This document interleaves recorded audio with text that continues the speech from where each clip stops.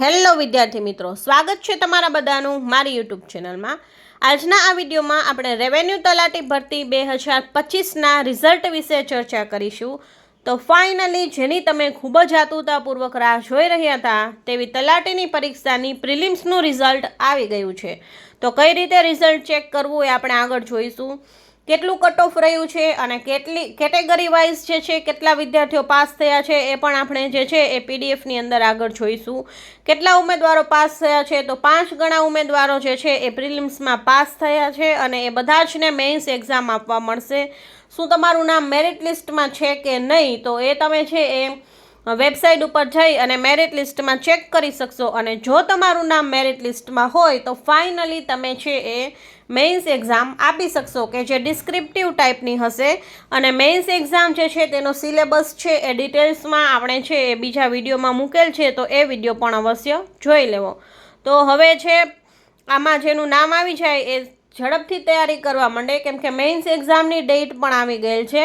મુખ્ય પરીક્ષા જે છે એ 10મા મહિનાની અંદર એટલે કે હવે માત્ર 15થી 20 દિવસની અંદર આવી જશે। એની તારીખ છે 14થી 16 તારીખ આજુબાજુ છે એ મુખ્ય પરીક્ષા આવવાની સંભાવના છે। તો ખૂબ ઝડપથી તૈયારી શરૂ કરી દેવી। હવે આપણે જોઈએ કે કઈ રીતે છે તમે મેરિટ ચેક કરી શકો છો।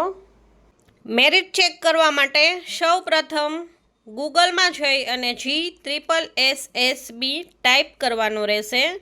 એ તમે સર્ચ કરશો એટલે આ રીતે છે એ GSSBની ઓફિશિયલ વેબસાઇટ છે એ ઓપન થશે।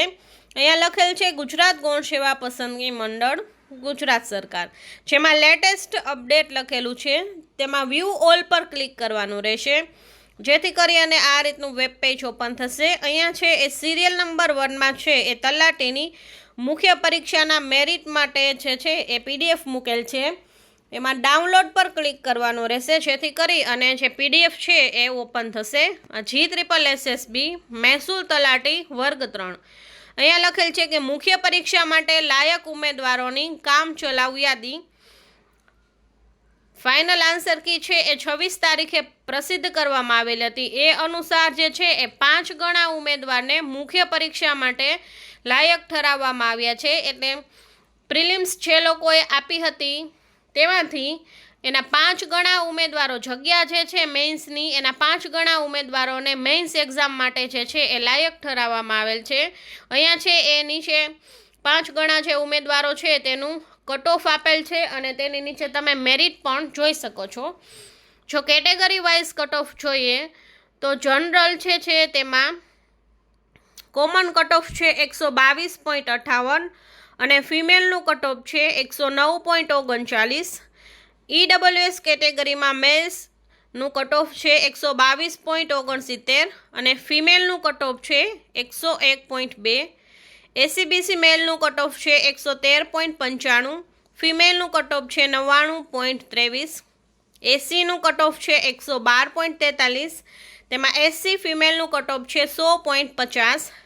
એસટીમાં કોમન કટ ઓફ છે 81.72 અને ફિમેલનું કટ ઓફ છે તેમાં 80.20। એટલે તમે જોઈ શકો છો કે જનરલ EWS અને તેમાં ACBCનું થોડું ઓછું છે, બાકી જે છે કેટેગરી વાઇઝ જનરલ EWSનું સેમ થોડો ઘણો ફેરફાર રહે છે। 122 છે, આમાં 111 છે અને ACBC એસસી અને એસટીનું કટ ઓફ છે એ ખૂબ જ નીચું ગયેલ છે જે 80 સુધી પહોંચી ગયેલ છે। અને પીએચ અને એક સર્વિસમેનનું કટ ઓફ જોઈએ તો એક સર્વિસમેનનું કટ ઓફ છે 80.20। પીએચમાં એ ટાઈપ જો હેન્ડીકેપ હોય તો 80.20 છે, પીએચમાં બી ટાઈપ હોય તો 82.99 છે, સી કેટેગરીમાં 80.45 અને ડી અથવા ઈ કેટેગરીમાં 80.45 છે। તો એ ખૂબ જ છે એ ફિઝિકલ હેન્ડીકેપનું કટ ઓફ નીચું ગયેલ છે। અહીંયા તમે તમારું જે છે એ નામ, તમારી બર્થ ડેટ, જેન્ડર, તમારી કાસ્ટની કેટેગરી વાઇઝ તમારું જે છે એ માર્ક્સ જોઈ શકો છો અને કટ ઓફ પ્રમાણે તમારું છે અહીંયા ફાઇનલ માર્ક્સ અને તમારી જે છે એ કેટેગરી વાઇઝ છે એ તમે નંબર જોઈ શકો છો। અહીંયા તમારું નામ લખેલ હશે, બર્થ ડેટ હશે, એ ચેક કરી લેવાની છે બરાબર છે એ, અને કેટેગરી વાઇઝ જે છે તમારું અહીંયા કાસ્ટ કેટેગરી પણ લખેલી હશે। જો સ્પોર્ટ્સમાં હશો તો તેના માર્ક્સ તમને એક્સ્ટ્રા મળશે અને યસ લખેલું આવશે। વિડો હશે તો તેમાં વિડોના માર્ક્સ છે એ એડ થશે, એક્સ સર્વિસમેન હશે તો તેના એડ થશે, પીએચ હશે તો એના માર્ક એડ થશે.